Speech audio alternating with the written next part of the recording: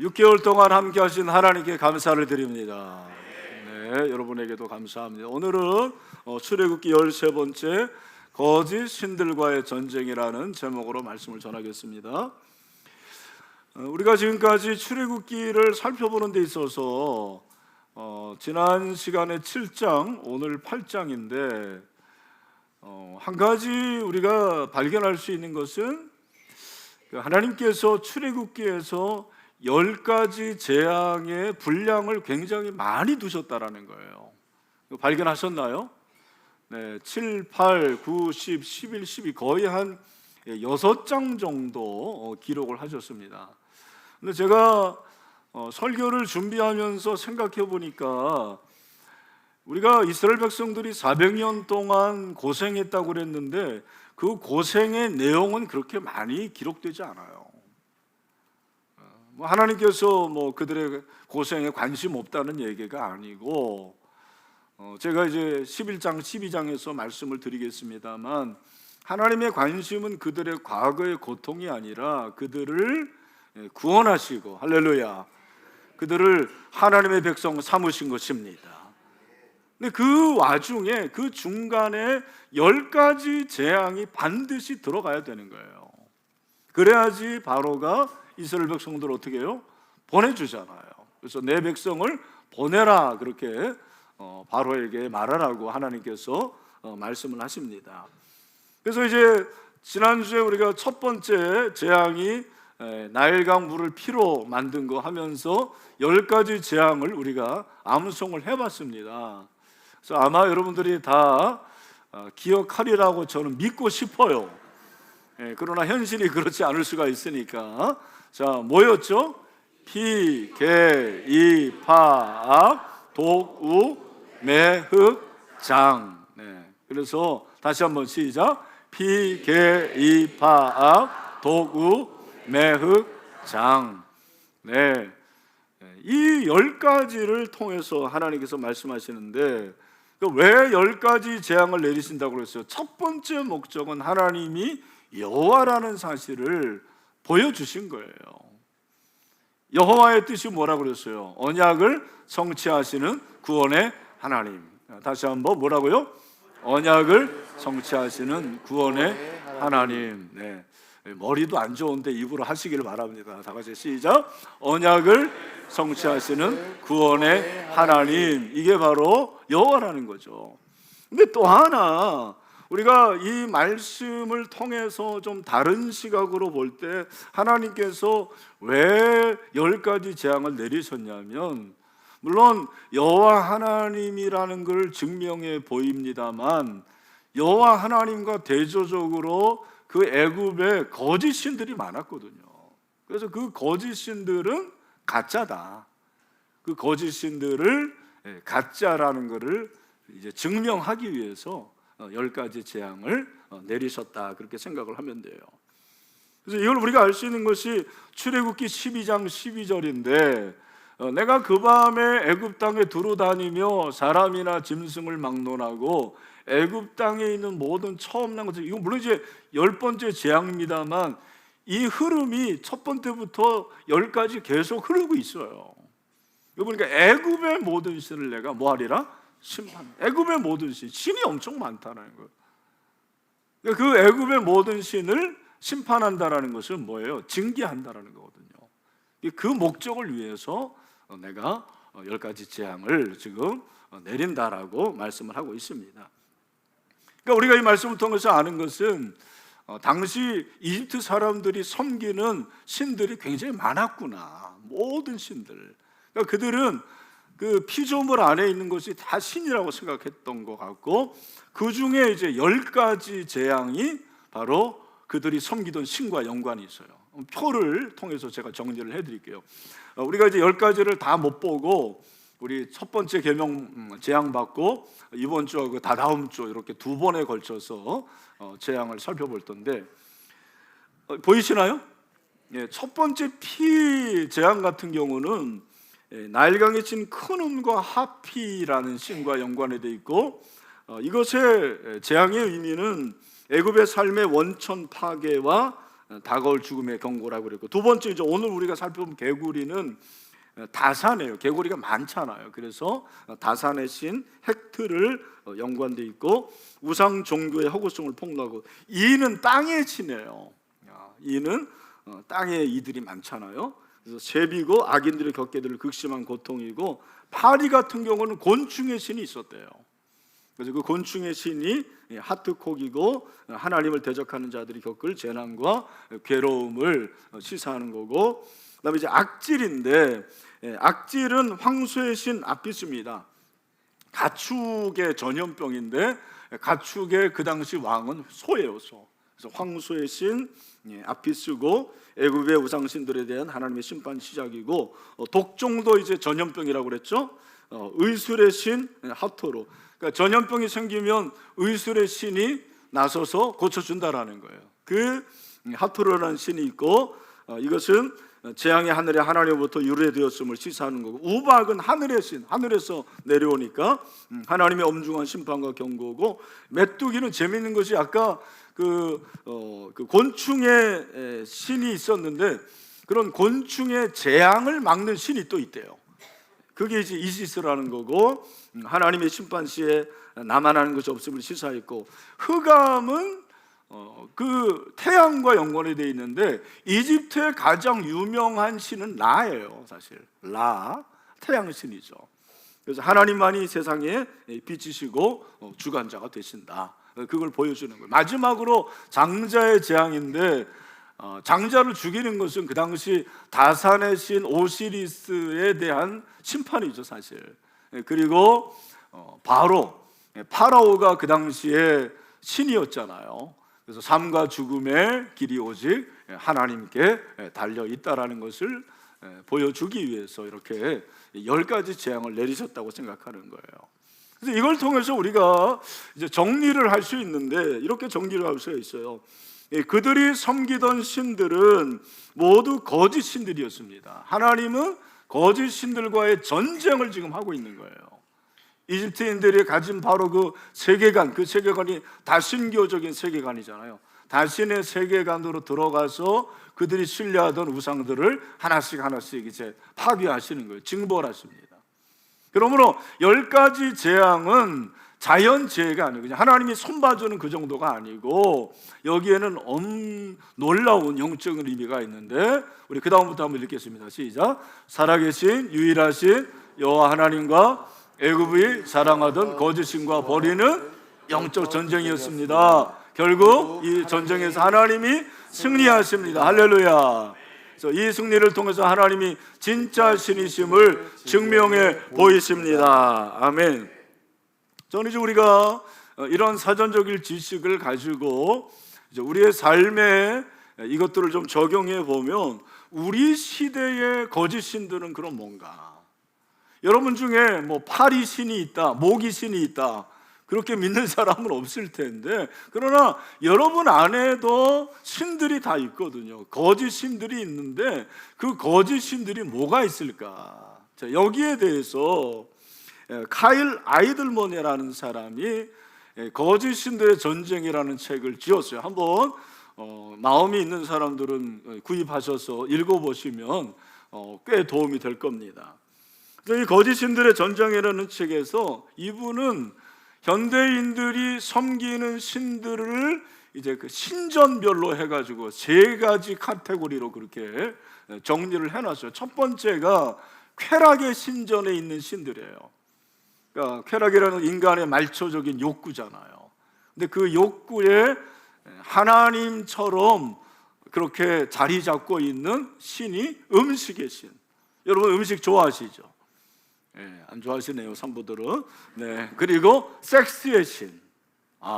오늘날 현대인들이 섹스에 많이 탐닉하죠. 또 오락의 신. 휴대폰으로 오락하시는 분들 많이 있잖아요. 그런 거 외에 뭐 많은 게임들, 이런 것들이 쾌락의 신전 안에 자리 잡고 있는 신들이라는 거예요.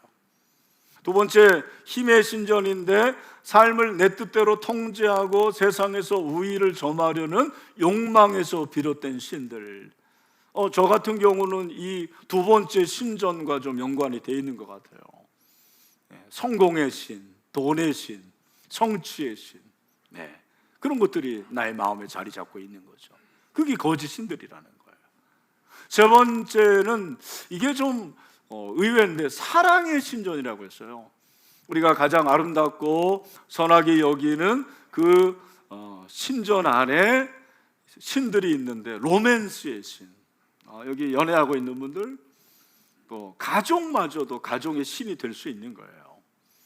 그리고 가장 강력한 신은 뭐다? 나의 신, 나라는 우상이 있는 거예요. 나를 숭배하고 내 영광을 위해서 살아가는 거예요.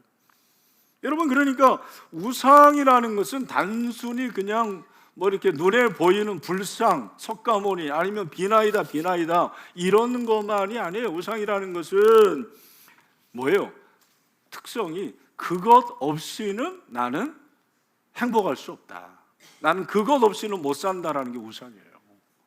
여러분에게 그런 거 있잖아요. 또 한 가지는 우리가 잘 아는 아주 일반적인 우상의 정의, 뭡니까? 하나님보다 더 사랑하는 것. 그게 바로 우상인데 우리 모두 다 이러한 거짓 신들, 우상이 자리 잡고 있는 거예요. 이런 것들을 우리가 물리치고 하나님께서 모세와 아론을 통해서 승리하신 것처럼 우리 모두 다 승리할 수 있게 되기를 축원합니다. 근데 저는 오늘 이 말씀을 준비하면서 이게 이제 전쟁이라는 생각을 하면서, 전쟁은 항상 분수령이 있더라고요. 그 분수령에 의해서 전쟁의 승패가 결정된다라는 생각을 해요.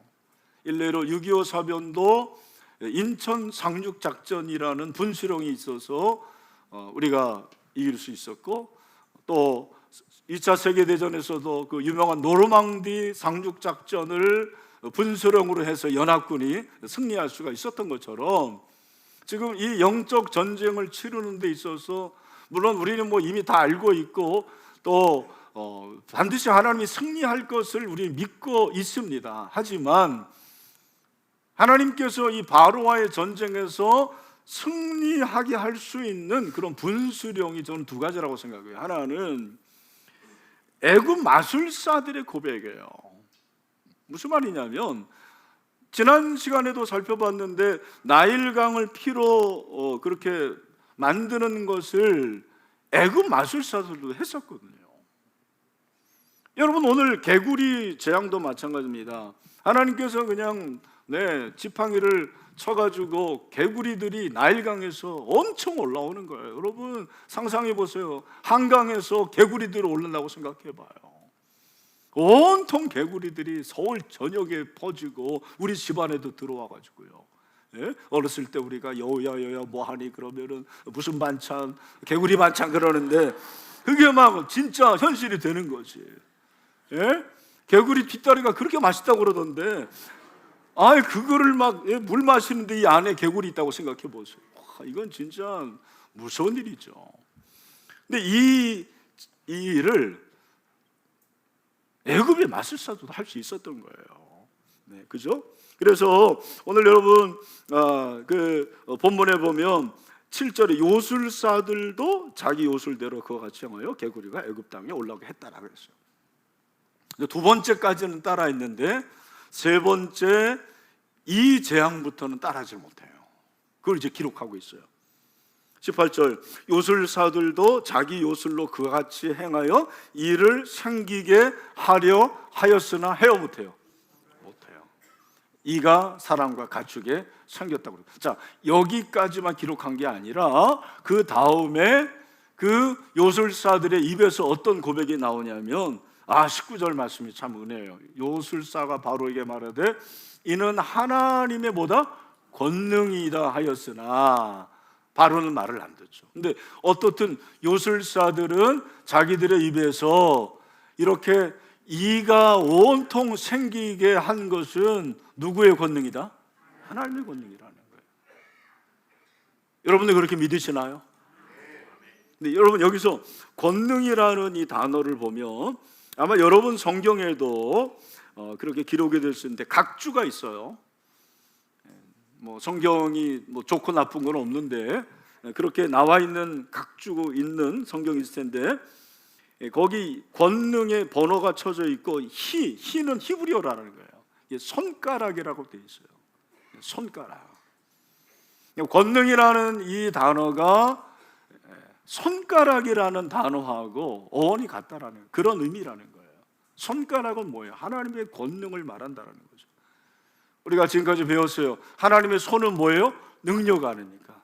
근데 손도, 그죠? 손가락도 능력이라는 거예요. 그걸 우리가 어떻게 알 수 있냐면, 출애굽기 31장 18절에 보니까 여호와께서 시내 산 위에서 모세에게 이르시기를 맡으신데 증거판 둘을 모세에게 주시니 이는 돌판이요 하나님이 친히 쓰신 것. 우리가 이제 출애굽기 20장에서 십계명을 하나하나 다 살펴볼 거예요. 근데 십계명을 하나님께서 돌판 2개에 적어주셨는데, 이게 1계명에서 10계명, 1계명에서 10계명을 2개를 주셨는지, 아니면 1에서 4계명, 5에서 10계명 이렇게 따로 주셨는지, 그건 정확하지 않아요. 학자들도 모른다고 그럽니다. 어떻든 그 10계명을 하나님이 주실 때 옛다 하고 그런 게 아니고, 하나님께서 돌판을 만드셨을 때 신이 쓰셨다라는 거예요. 여러분, 성경은 계속 제가 상상하라고 그랬잖아요. 이야, 호렙산에 올라갔는데 그 돌판에 하나님이 나타나셔서 쫙 그렇게 적었다고 여러분 생각해 보십시오. 그 권능이 엄청나다라는 거예요. 여러분, 오늘 이 말씀이 우리에게 가르쳐 주는 게 뭐냐면, 거짓 신들도 우리에게 행복을 줄 수 있어요. 거짓 신들도 평안을 줄 수 있어요. 거짓 신들도 건강도 줄 수 있고, 거짓 신들도 성공을 줄 수 있고, 거짓 신들도 얼마든지 우리가 원하는 것을 줄 수 있습니다. 그러나 그것은 가짜예요. 모조품이에요. 진짜가 아닙니다. 다 없어질 것들입니다. 하지만 여러분, 우리에게 진정한 행복을 주시고 우리에게 진정한 성공을 줄 수 있는 분은 하나님 한 분밖에 없습니다. 그걸 우리에게 말해주는 거예요. 여러분, 믿으시길 바랍니다. 지난주에 그 세가족 환영회가 있었는데, 그때 제가 이제 메시지를 전하면서 최근에 제가 발견한 조사를 좀 결과를 말씀드렸어요. 여러분, 한 사람이 예수를 믿게 되는 건 기적입니다. 저처럼 이렇게 모태신앙들은 잘 모르는데, 중간에 막 20대, 30대에 회심해서 예수 믿는 건 기적이에요. 근데 한 사람이 예수를 믿게 되는 것은 복음을 적어도 7번 이상 들어야 된다는 거예요. 여러분, 복음을 들어야 돼요. 그리고 여러분의 입술로 고백할 수 있어야 돼요. 근데 그 세 가족이 그렇게 구원을 내가 받고 확신할 수 있는 계기가 뭐냐라고 했을 때 몇 가지 요인이 있는데, 2위가 문제 해결이었어요. 문제 해결을 받는 거, 그것이 18.2%. 그 다음에 하나님의 능력을 체험한 거, 뭐 치료라든지 뭐 이런 기적, 이런 걸 체험해서 내가 예수님을 믿게 됐다는 사람은 17.7%예요.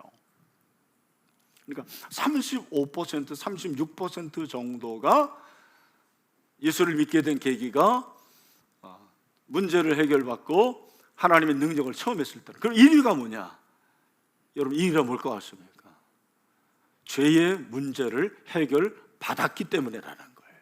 내가 죄의 문제를 해결받아서 예수님을 나의 인생의 주인으로 고백하게 됐다고 한 사람들이 무려 41.4%, 한 절반 정도의 사람들이 그렇다라는 거예요. 제가 왜 이 말씀을 드리냐면, 여러분, 우리가 예수를 믿는 것이 실용적이고 현세적인 유익, 이런 것들도 있을 수 있지만, 여러분, 우리가 예수 믿게 되는 것은 가장 궁극적인 무엇입니까? 십자가의 대속으로, 십자가의 그 은혜로 말미암아 우리의 죄 문제가 해결되고 하나님의 자녀가 되고 구원을 얻는 영생을 얻게 되는 은혜를 얻게 된 것입니다. 여러분, 믿으십니까? 이 확신이 있어야 된다는 거예요. 이 확신이 있어야 돼요. 그래서 이것이 바로 거짓 신들의 전쟁에서 승리하게 하는 분수령이 된 것입니다.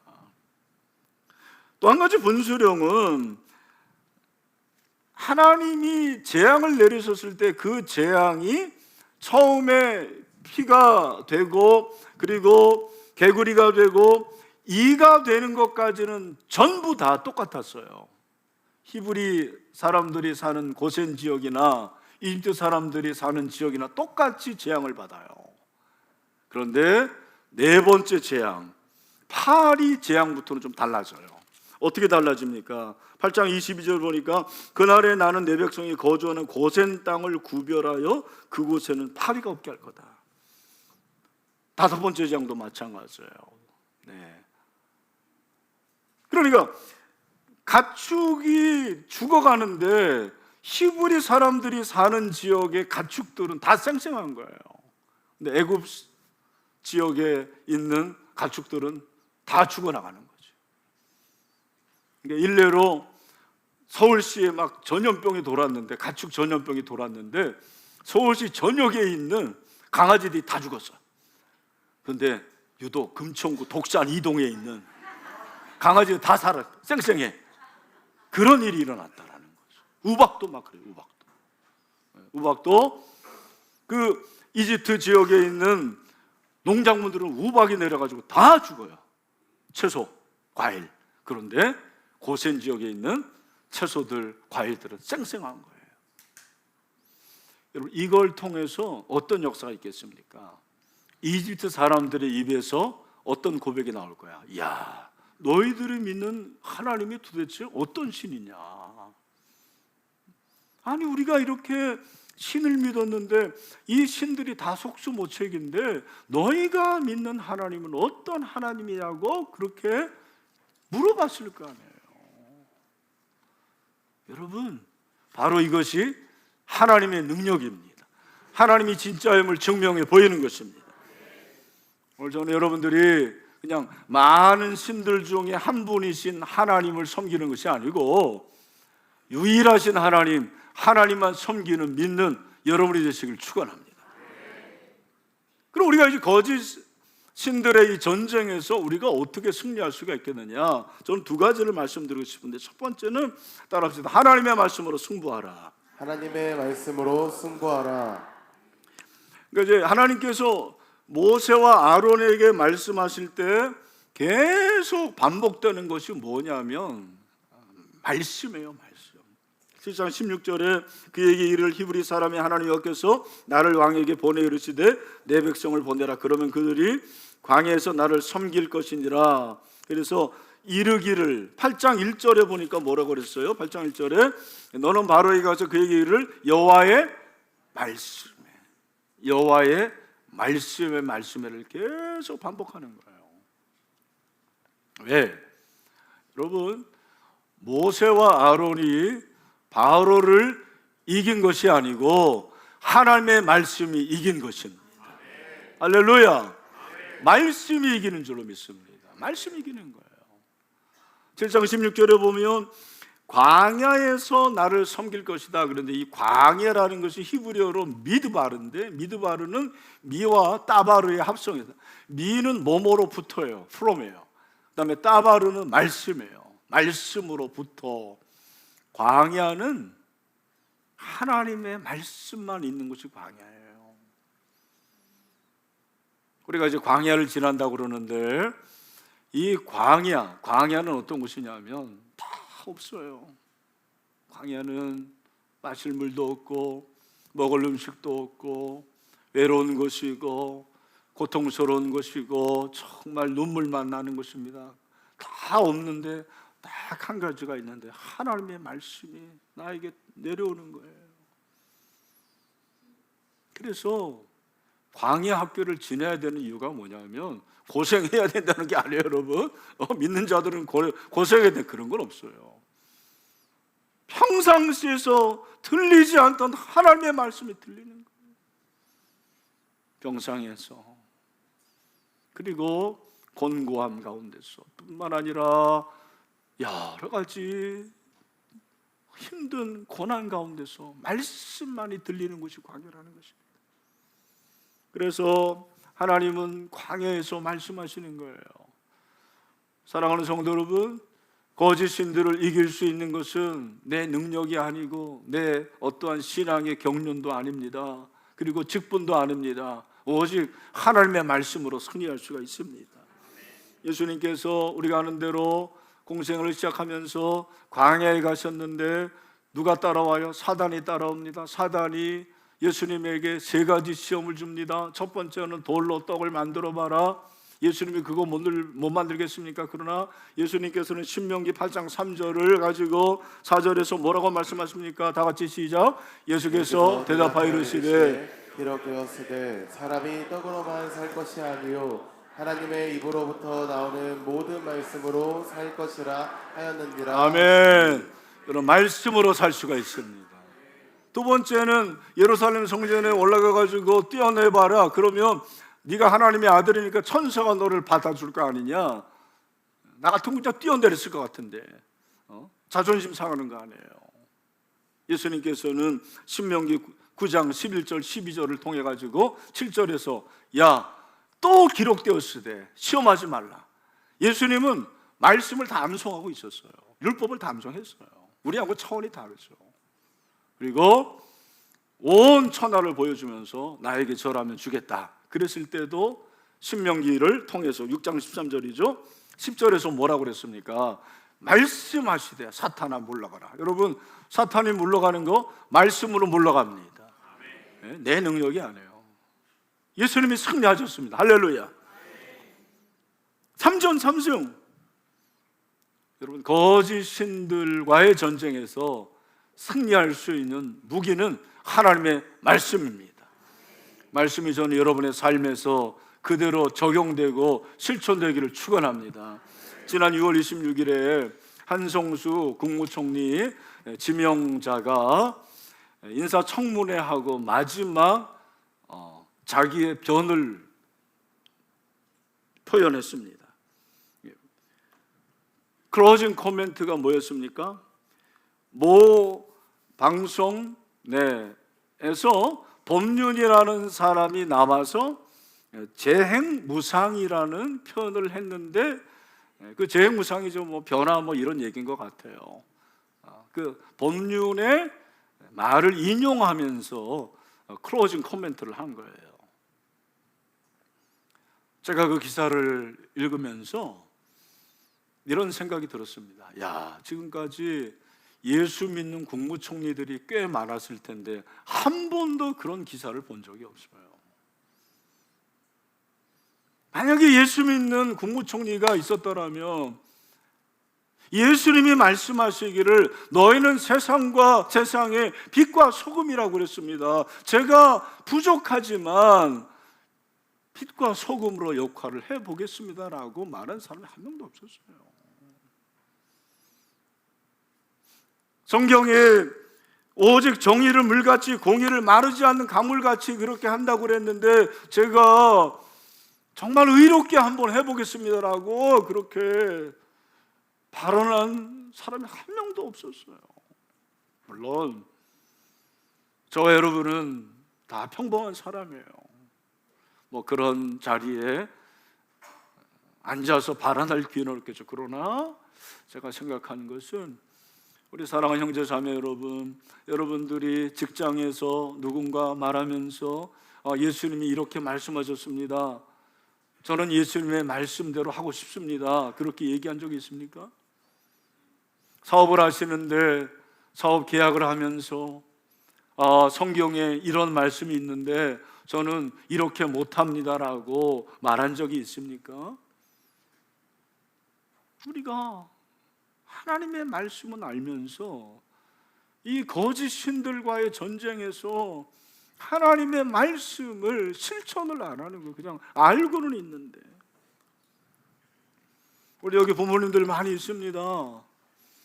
여러분의 자녀들 국어도 중요하고 영어도 중요하고 수학도 중요하고 다 중요해요. 공부 중요합니다. 저는 공부 잘해야 된다고 생각해요. 예수 믿는 사람들이 그냥 대충 살면 안 돼요. 그러나 공부 잘하는 게 전부는 아니에요. 공부를 잘하는 이유가 바로 이 거짓 신들이 난무하는 세상 가운데서 하나님의 말씀대로 살아가고 영향력을 끼치기 위해서 공부를 잘해야 됩니다. 그게 중요한 거예요. 돈을 많이 버는 거 중요한 게 아니고, 성공하는 게 중요한 게 아니고, 물론 그것도 중요하지만 정말 하나님의 말씀 붙잡고 승리할 수 있는 그것이 우리 인생의 목적입니다. 에베소 6장 17절에서 그래서 뭐라고 했어요? 시작. 구원의 투구와 성령의 검 곧 하나님의 말씀을 가지라. 아멘. 그런 의미에서 여러분 성경학교 다 보냈어요. 제가 이번 주 금요일 날 설교를 또 한번 할 거예요. 여기에 대해서는. 그러니까 여러분들 하나님의 말씀으로 승리하고 거짓 신들과 싸워서 이길 수 있게 되기를 축원합니다. 두 번째는 이 거짓 신들이 난무하는 세상 가운데서 우리가 어떻게 승리할 것이냐. 우리 따라합시다. 하나님을 왕으로 섬기라. 하나님을 왕으로 섬기라. 볼커프는 인간은 치료 불가능한 종교적 존재라고 했습니다. 불치병적으로 종교적, 무슨 말입니까? 우리 안에 다 하나님을 알만한 것이 있어요. 로마서에 그렇게 말씀하셨고, 우리 모두 종교적인 본능이 있는데 그 종교적인 본능은 석가모니가 아닙니다. 알라가 아닙니다. 공자가 아닙니다. 하나님 맙소사 그러지 부처님 맙소사 그런 사람 어디 있습니까? 아이고 하나님 그러죠. 다 그게 그냥 되는 게 아니에요. 10가지 재앙은 우상의 허구성을 드러내면서 인간의 본능 안에 있는 그 하나님에 관한 것을 끄집어내는 거예요. 그리고 자기들이 믿는 신이 얼마나 가짜고 이것이 허상적인 것을 하나님께서 보여주시는 것입니다. 그래서 하나님은 보이는 저 바로를 두려워하지 말라고 그러는 거예요. 보이지 않는 하나님을 두려워하라는 거예요. 하나님을 왕으로 섬기라는 거죠. 그래서 이 섬긴다라는 것은 하나님을 예배하는 거예요. 여러분, 우리가 하나님을 예배해야 됩니다. 거짓 신들과의 전쟁에서 하나님을 예배하는 데 성공하시기를 바랍니다. 누가복음 12장 4절에서 내가 내 친구 너에게 말한다고 그랬습니다. 예수님이 얼마나 친절하게 말씀하시는지 몰라요. 몸을 죽이고 그 후에는 능히 더 못하는 자들을 두려워하지 말라. 5절에서 뭐라고 그랬어요? 다 같이 시작. 마땅히 두려워할 자를 내가 너희에게 보이리니 곧 죽인 후에 또한 지옥에 던져넣는 권세 있는 그를 두려워하라. 내가 참으로 너희에게 이르노니 그를 두려워하라. 아멘. 그를 두려워하는 그를 경외하죠. 그를 섬기는 것입니다. 왕이신 그분을 가장 귀하게 여기는 것, 그것이 바로 거짓 신들과의 전쟁에서 이기는 것을 우리에게 말씀하십니다. 여러분, 하나님을 왕으로 섬기시게 되기를 바랍니다. 최고의 존재로 여기십시오.